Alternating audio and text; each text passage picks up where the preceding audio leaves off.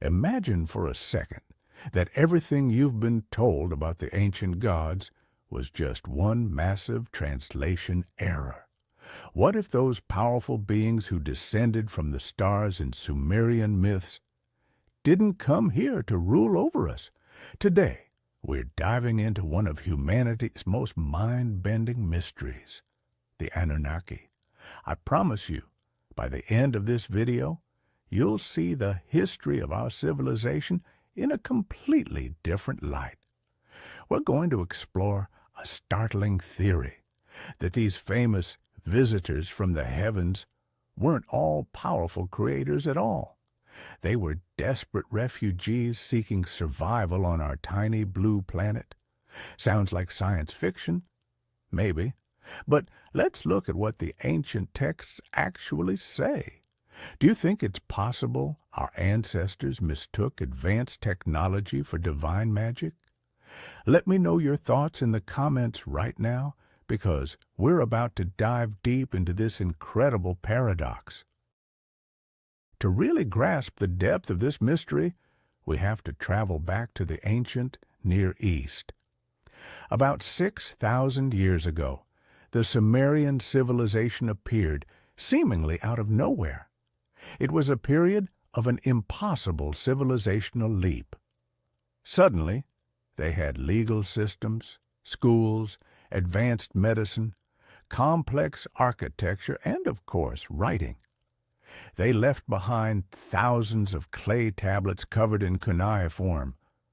For a long time, scholars dismissed these as just beautiful myths and legends about the gods, specifically the Anunnaki. Their name literally translates to those who came from the heavens to the earth. Mainstream science sees them simply as a pantheon of deities. But in the 20th century, a new perspective emerged. Alternative researchers proposed reading these records not as religious allegories, but as literal historical chronicles.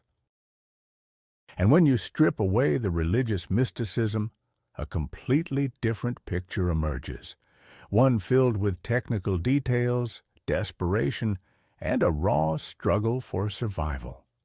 Let's piece this story together, step by step.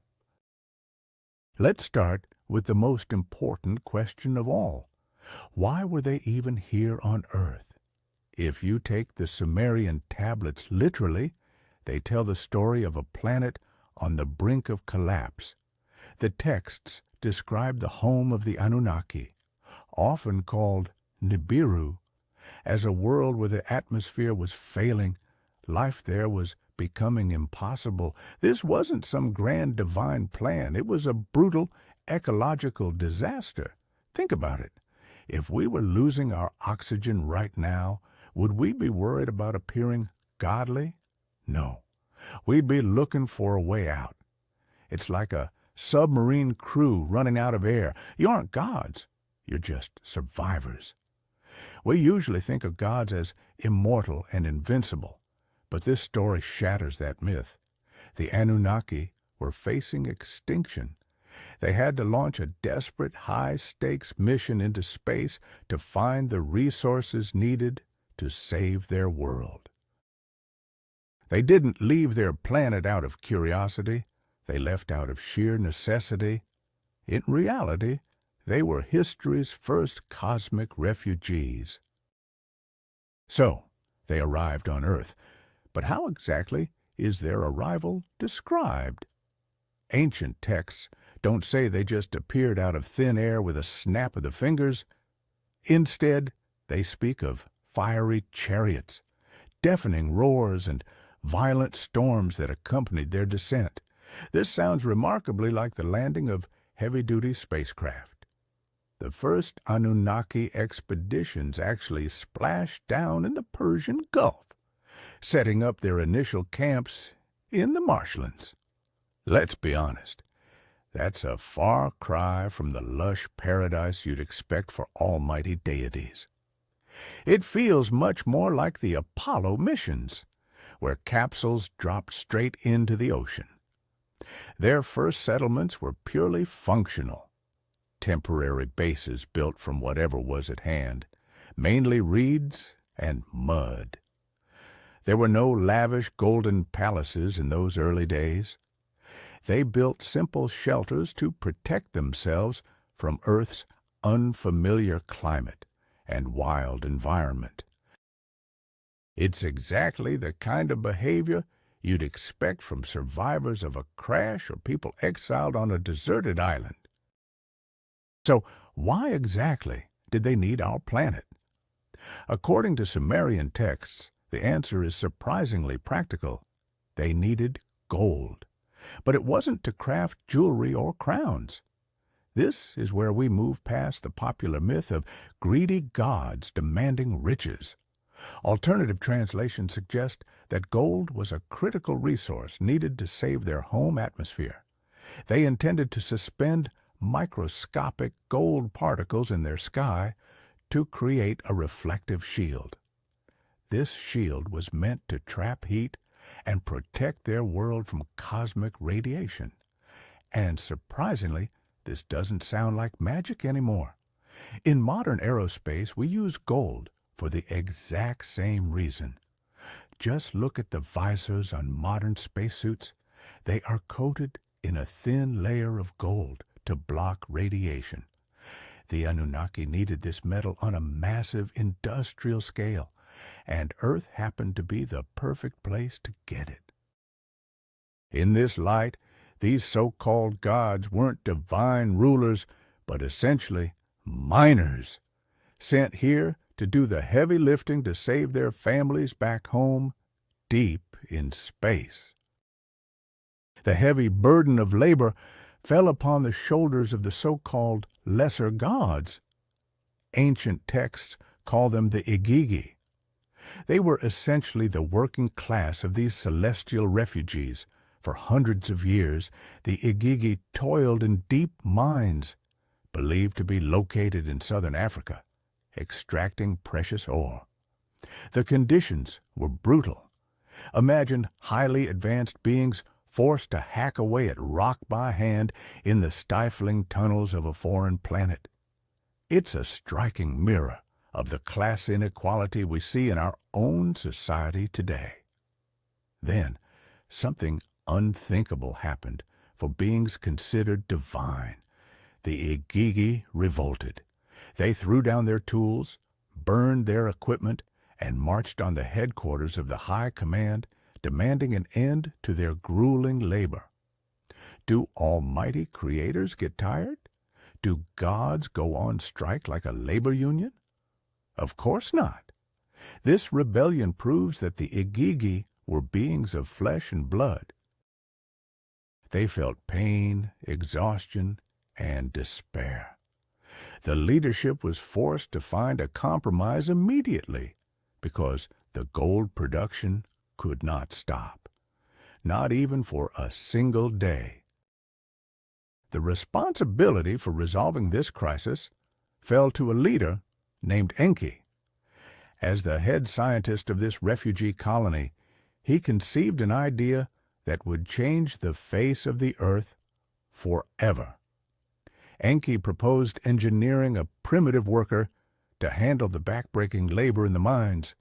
To achieve this, he turned to the genetic code of a species already inhabiting the planet, the ancient hominids. By splicing their DNA with Anunnaki genes, he began a process described in ancient texts with chilling medical precision. These records speak of laboratory vessels, purification, the mixing of bloods, and the use of surrogate mothers. This shatters the myth of humanity being molded from clay by some magical whim. Instead, the descriptions mirror the work of a modern genetic laboratory, detailing early attempts at cloning and advanced bioengineering. Success didn't come easily. Enki's initial attempts were riddled with defects. These early prototypes were unable to speak or reproduce. It was a grueling process of trial and error. Eventually, Adapa was born, the first human. He was designed to be the perfect, submissive worker, engineered solely to ensure the survival of the Anunnaki mission. The first humans were placed in a secure, guarded facility known in ancient texts as Eden. While we often associate this name with the biblical Garden of Eden, ancient tablets suggest it was far from a spiritual paradise of leisure. Instead, Eden was a strictly regulated agricultural and biological laboratory. It was a closed complex designed to produce food for the Anunnaki colony and house their first human workers. A perfect modern comparison would be the Biosphere 2 project, a massive, self-contained dome with its own controlled microclimate. In Eden, humans had no free will. Their sole purpose was to harvest crops, tend to livestock, and maintain the infrastructure for these interstellar refugees. The myth of a peaceful garden is actually the story of a high-tech farm. The Anunnaki needed a reliable food source on a foreign planet, so they built one. In this context, the expulsion from paradise wasn't a punishment for sin. It was a logistical shift. Once the human population grew too large for the facility to handle, they were moved outside the lab to labor in the mines. As time passed, the human population on Earth exploded. Humanity proved to be an incredibly resilient species, multiplying far faster than their creators had ever anticipated. This posed a new and serious challenge for the Anunnaki. The colony's leader, Enlil, grew deeply troubled. Ancient texts describe how the noise of humanity robbed him of sleep. Now let's consider what that noise actually represents. It likely wasn't just literal shouting. It was a metaphor for a situation spiraling out of control. Imagine a small outpost suddenly surrounded by a crowd of millions. As humans began forming their own communities, their demand for food and resources skyrocketed. Enlil feared that these workers would one day revolt, just as the Igigi had done before them. He began to see humanity as a fundamental threat to the entire mission's security. This fear of one's own creation is very telling. True gods do not fear what they have made. But a small group of outsiders, outnumbered on a vast planet, they have every reason to be afraid. Then a new threat loomed over the earth, the Great Flood. While traditional religions depict the deluge as an act of divine wrath, a punishment for the sins of mankind, the Sumerian tablets tell a far different story. The Anunnaki didn't cause the flood intentionally. They simply had advanced warning of an impending natural disaster. Colony scientists calculated that massive ice sheets in Antarctica were about to slide into the ocean, triggering a global tsunami that would sweep across the entire planet. It was a natural event far beyond the reach of their technology. They were powerless to stop it, a stark reminder that even they were subject to the raw forces of nature. Enlil decided to turn this catastrophe to his advantage. He proposed a vow of silence, suggesting they leave humanity unwarned and let the rising waters solve the problem of human overpopulation. The Anunnaki boarded their shuttles and retreated to Earth's orbit to wait out the storm in safety. From high above, they watched as the waters swallowed their cities and outposts. It wasn't a divine judgment. It was a desperate retreat. But the scientist Enki wasn't about to let his life's work be destroyed. He secretly contacted a man known in Sumerian texts as Zeusudra. You likely know him by his biblical name, Noah. Enki provided him with the blueprints for a submersible vessel or a massive ship. But here is the most fascinating detail. Enki didn't actually command him to gather two of every kind, in a literal sense. The ancient texts speak of the seed of all living things. Today, we would call that a DNA bank or a genetic repository. For a scientist, this is the only logical move. Rather than trying to cram a massive zoo onto a wooden boat, which is physically impossible, you would save vials of embryos. A perfect modern-day parallel is the Svalbard Global Seed Vault, which stores samples to protect them from a global catastrophe. Enki did the exact same thing. He preserved the genetic database of Earth's biosphere so that once the flood waters receded, they could clone the animals and restart agriculture for the surviving Anunnaki. When the waters finally receded, the Anunnaki returned to Earth, only to find a scene of total devastation. Their cities, mines, and laboratories had been swallowed by thick layers of mud and silt. They were forced to start over from nothing. Sumerian epics capture haunting moments of the Anunnaki, mourning their ruined cities, shivering from the cold and starving. The texts explicitly describe how these gods swarmed like flies around the smoke of a sacrificial fire lit by the survivor, Ziusudra. Ask yourself, would the almighty creators of the universe actually feel hunger? Would they truly need roasted meat to sustain themselves? This single episode shatters the myth of their supernatural nature. They had biological needs. They required high-calorie fuel to maintain their energy. What we call sacrifices were, in reality, nothing more than food deliveries for exhausted colonists. Humans were feeding their vulnerable masters. This post-flood era shows the Anunnaki at their absolute weakest. Stripped of their advanced technology, they had to teach humans how to rebuild civilization from scratch, one clay brick at a time. One of the most fascinating revelations is that the Anunnaki were not invincible. They could fall ill and even die. Ancient texts describe instances where colony rulers suffered from physical injuries or radiation sickness after deploying powerful weaponry. Take the famous myth of Ishtar's descent into the underworld.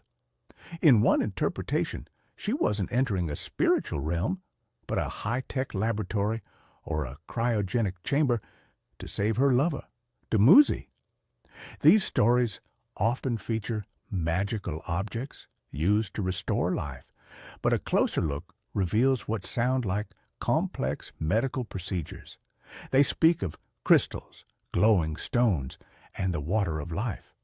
Imagine a primitive human seeing a modern defibrillator for the first time.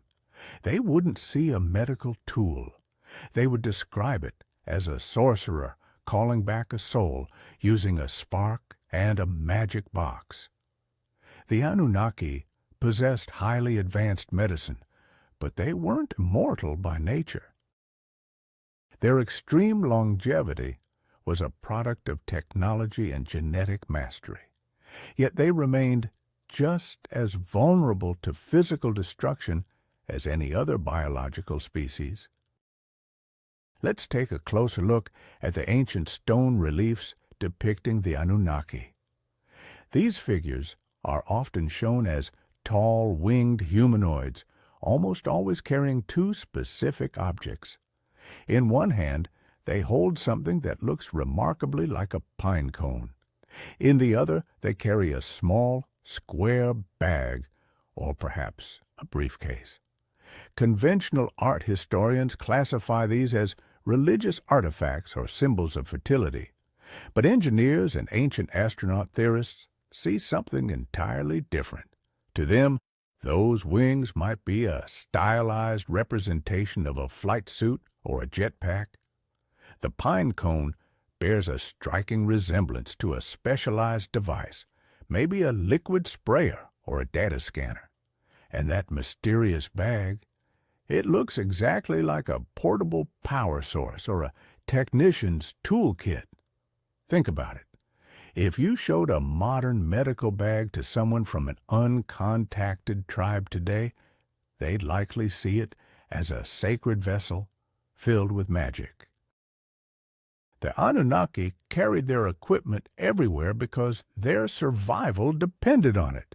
They weren't relying on miracles. They were relying on their technology. Unity was non-existent among the refugees. Constant power struggles and resource wars flared up between various Anunnaki factions. But the most legendary rivalry was that of two brothers, Enki and Enlil. Their clans fought bitterly for dominion over Earth, a feud that eventually spiraled into full-scale civil wars. Ancient records, such as the Epic of Era, detail the use of what they called weapons of terror. These texts describe rays that could melt solid stone and winds that tore the skin from bone, poisoning the very water people drank. These accounts bear a chilling resemblance to the aftermath of a nuclear blast. There is a compelling hypothesis that the biblical destruction of Sodom and Gomorrah was not an act of God, but a tactical nuclear strike, a byproduct of Anunnaki infighting. It makes little sense for gods to lay waste to their own lands without cause. However, desperate factions clashing over the remnants of their survival infrastructure might have resorted to the unthinkable. Even today, patches of vitrified glass-like sand in the Middle Eastern deserts leave researchers questioning exactly what kind of firepower was unleashed there thousands of years ago. As human civilization advanced, the Anunnaki's grip on humanity began to slip. People were learning, building their own empires, and growing increasingly independent. One of the most famous stories from this era is the construction of the Tower of Babel. While the Bible claims that mankind wanted to build a tower to the heavens to rival the gods, Sumerian sources provide a far more technical perspective. The word Babylon, or Bab-Ilu, literally translates to the gate of the gods. This suggests that the tower wasn't just a building, but an attempt to reclaim or seize an ancient Anunnaki spaceport. Humans wanted access to flight technology, seeking to reach orbit on their own terms. When Enlil saw this, he ordered the tower's destruction and the scrambling of the builders' languages.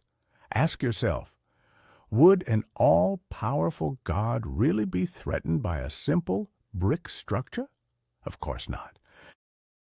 But if that tower was actually a launch facility, much like a modern-day cosmodrome, it would have been a genuine threat. In this context, the confusion of tongues may have been a technical lockout of communication systems, a linguistic virus designed to ensure humanity could never coordinate such an effort again. We find another striking example of the search for ancient technology in the Epic of Gilgamesh. As the king of Uruk, Gilgamesh was said to be 2/3 Anunnaki and 1/3 human. When his close friend Enkidu fell ill and died, Gilgamesh was forced to confront his own mortality, sparking a long and desperate journey. But he wasn't seeking spiritual enlightenment. He was looking for a physical location, an Anunnaki landing site, or perhaps a high-tech medical facility. He wanted to find Zeus Sudra, a survivor of the Great Flood who had been granted the secret of longevity by the gods. In modern terms, Gilgamesh was hunting for an advanced gene therapy clinic. He even bypassed sophisticated security systems described in the ancient texts as scorpion men who fired deadly beams of light. He eventually secured a plant capable of restoring youth, only for a serpent to steal it on his way home. This epic is far more than a poetic fable. It is a chronicle of a man's attempt to bypass the gods and access the life extension technologies that the Anunnaki guarded exclusively for themselves. But where did they all go?